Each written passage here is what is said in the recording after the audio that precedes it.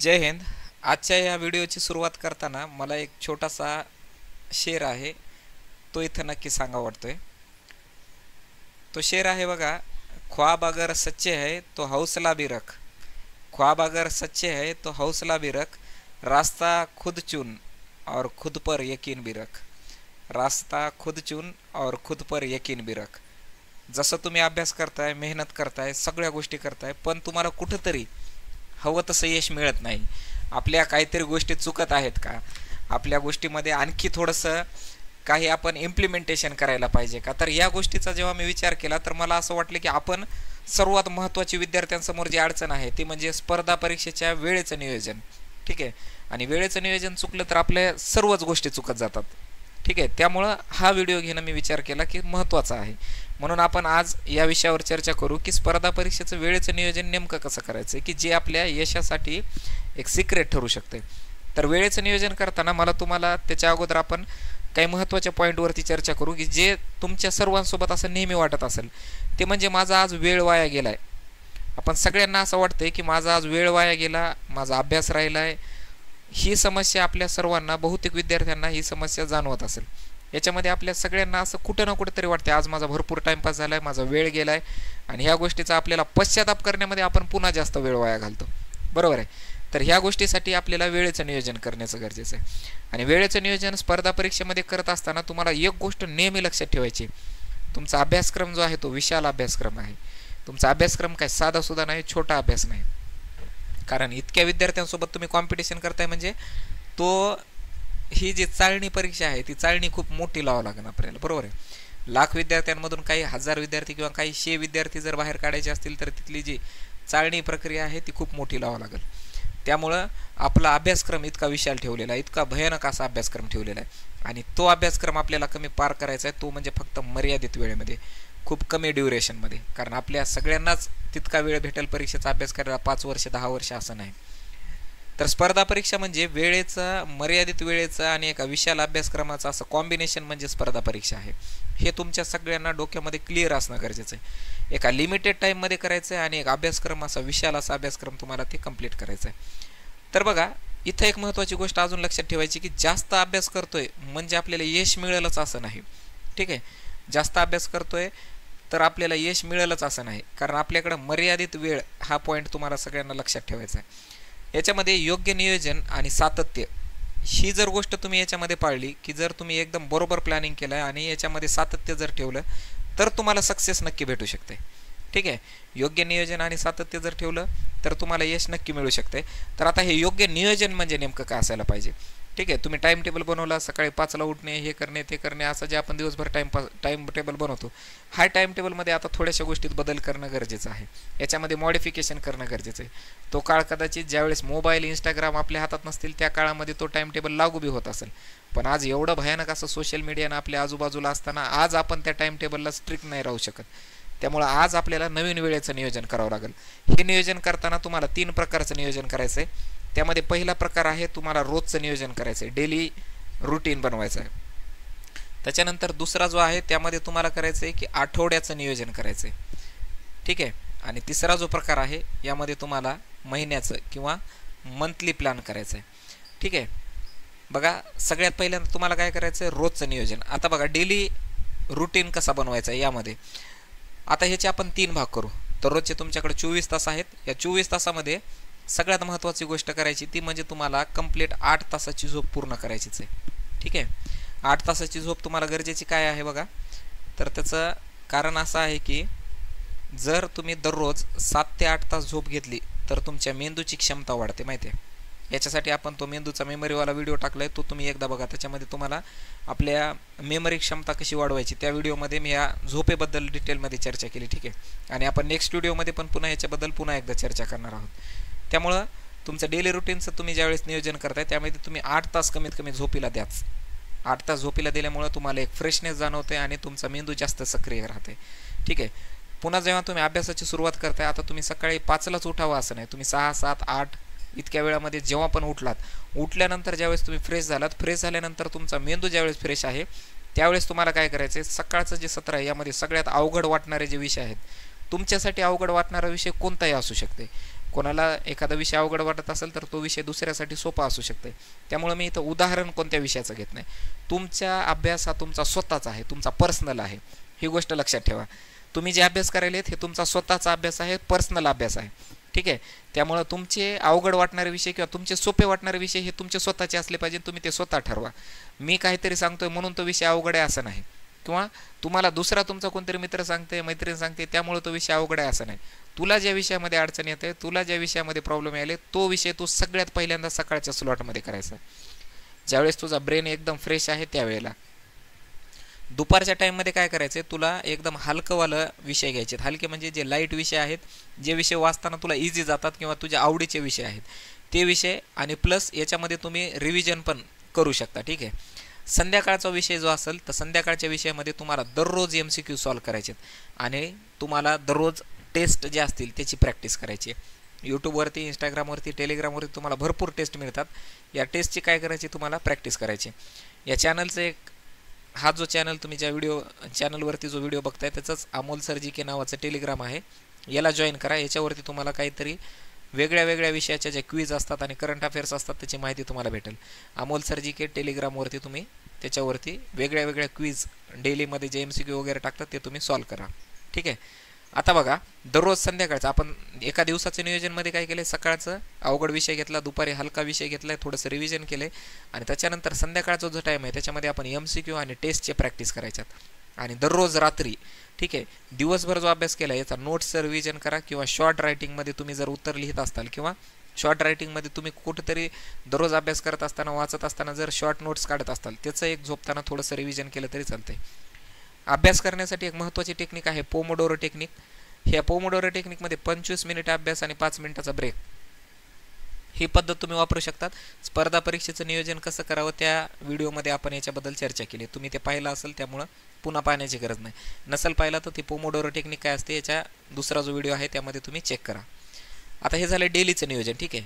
डेलीचं झाल्याच्या नंतर आठवड्याचं नियोजन काय करायचं बघा. आठवड्याचा वीकली प्लॅन, आठवड्याचा प्लॅन करणं सगळ्यात महत्त्वाचं आहे बरं.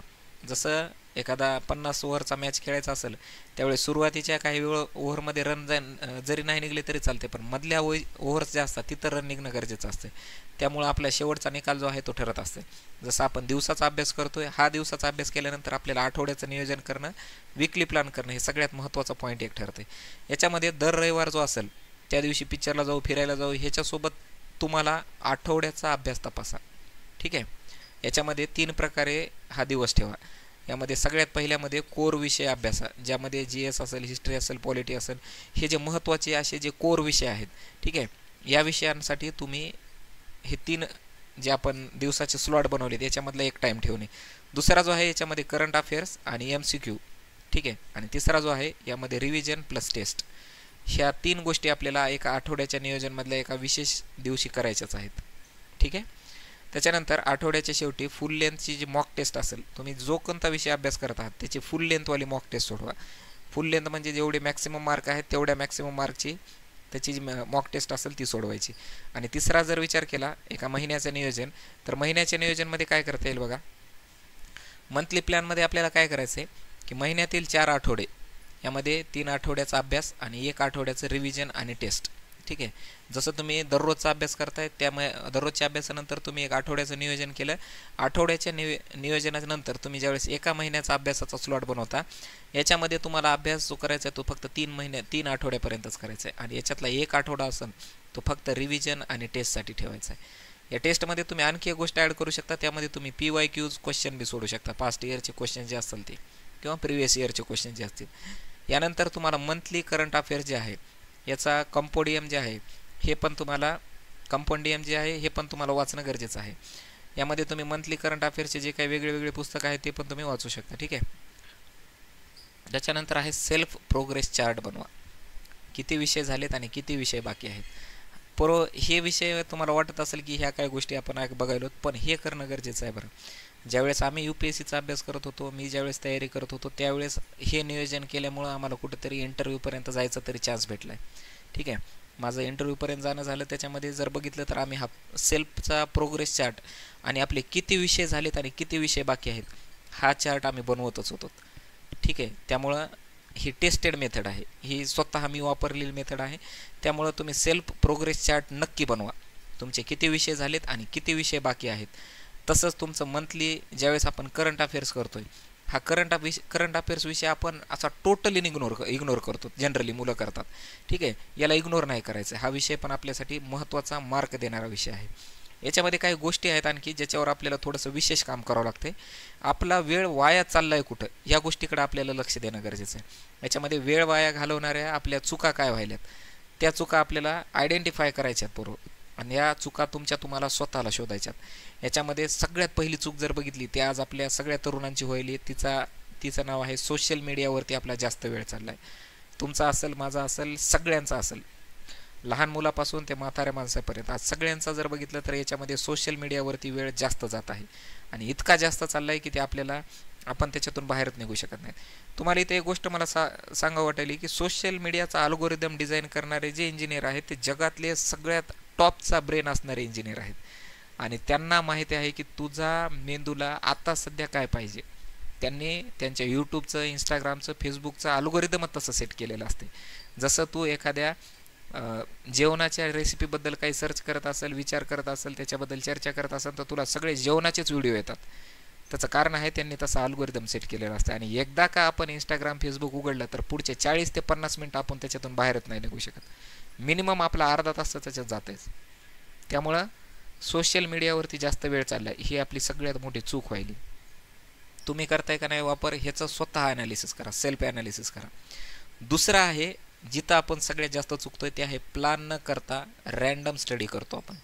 आपल्याकडं जे दिवसाचा प्लॅन असेल, आठवड्याचा प्लॅन असेल, महिन्याचा प्लॅन असेल, हे कसलाही प्लॅन नसताना, आपल्याकडं आपले प्रोग्रेस चार्ट नसताना आपण प्लॅन न करता जे रँडम अभ्यास करतोय. कोणीतरी तुम्हाला सांगितले की हां ह्याच्यासाठी हे वाच, त्या विषयासाठी ते वाच. आता मी विषयाचं नाव नाही घेत, तुम्ही पर्टिक्युलरली तुम्हाला कोणीतरी ज्यांनी सांगितले त्या विषयाचा अभ्यास करताना तुम्ही एक रँडम स्टडी चालू करायला, इथं पण आपली एक चूक व्हायली. त्याच्यानंतर बघितलं तर आपल्यासाठी आणखी एक महत्त्वाचा विषय आहे नोट्स न बनवणे.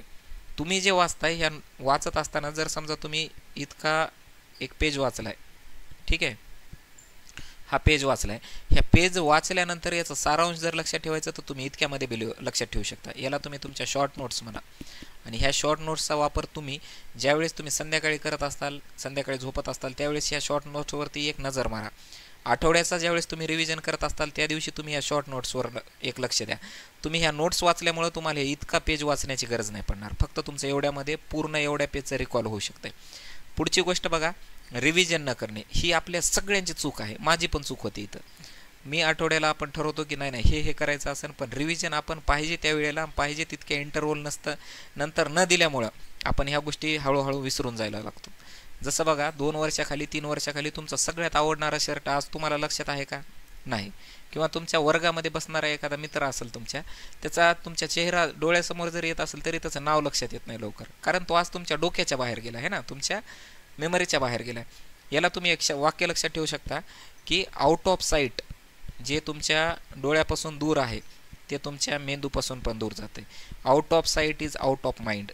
ठीक आहे, तुमच्या डोळ्यापासून एखादी गोष्ट दूर गेली तर ती गोष्ट हळूहळू तुमच्या डोक्यापासून पण दूर जाते, तुमच्या मेंदूमधून, तुमच्या मेमरीपासून पण दूर जाते.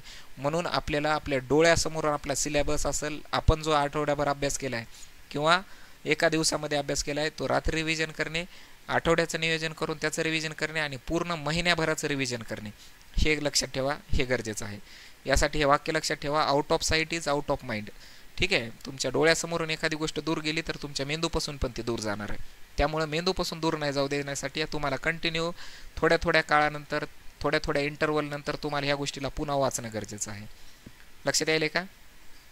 आता ह्या वेळेचं सायंटिफिक जर कारण बघितलं, याचे एक टेक्निक आहे याच्यामध्ये बघा, एक सगळ्यात महत्त्वाची आयझेनहावर मॅट्रिक्स म्हणतात. या आयझेनहावर मॅट्रिक्सवरती मी तुम्हाला याच्यावरती आपण नंतर एक सेपरेट व्हिडिओ घेणार आहे. ठीक आहे, तो आपल्या आयुष्यालाच जगण्याची एक दिशा देत असते.